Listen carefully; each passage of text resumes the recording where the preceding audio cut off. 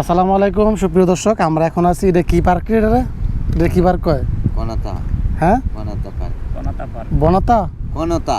কনতা হ্যাঁ, আলবাদিয়া।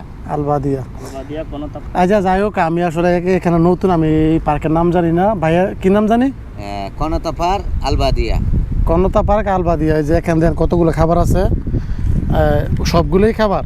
যে আমার ভাইয়া সে জাহাজে কাজ করে, কিন্তু জাহাজে কাজ করার পরে এই অর্ডারগুলো ক্যান্সেল হয়ে গেছে, যার কারণে তারা এইগুলা খেয়ে ফেলবে আর কি। তো কী কী খাবার আছে আপনারা দেখতেই পাচ্ছেন যে এখানে কিন্তু প্রথমেই সে এটা কি জুস নাকি হচ্ছে মালটার জুস। নে মাইক্রোফোন লাগালো, সাউন্ড আইব তো মালটার জুস লাগালো এখানে। লাগালো একটা আছে আমার কাছে দেখতে।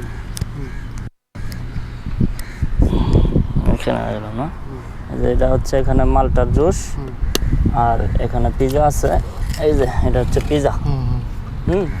আর এটার মধ্যে আছে এটা ময়দার বিস্কিট। নিচেরটা একই। আর এটার মধ্যে আরও খাবারের আইটেম আছে। এটা আপাতত আচ্ছা, এটা খুললে দেখো।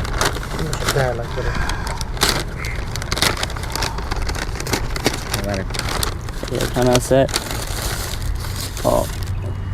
এখানে শর্মা আছে, তারপর সালাদের বাটি আছে এখানে। এখানে আছে সস, এটাও সসের মধ্যেই পড়ে।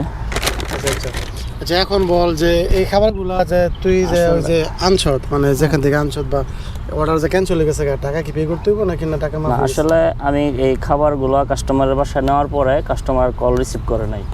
পরে আমি অফিসে মেসেজ করলাম যে কাস্টমার ফোন রিসিভ করতেছে না, নট অ্যান্সার।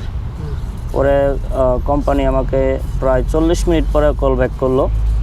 মেসেজটা দেখার পরে কলটা ব্যাক করলো, বললো যে তুমি চলে যাও, আমি ওই তোমার টাকা মাইনাস করে দিচ্ছি।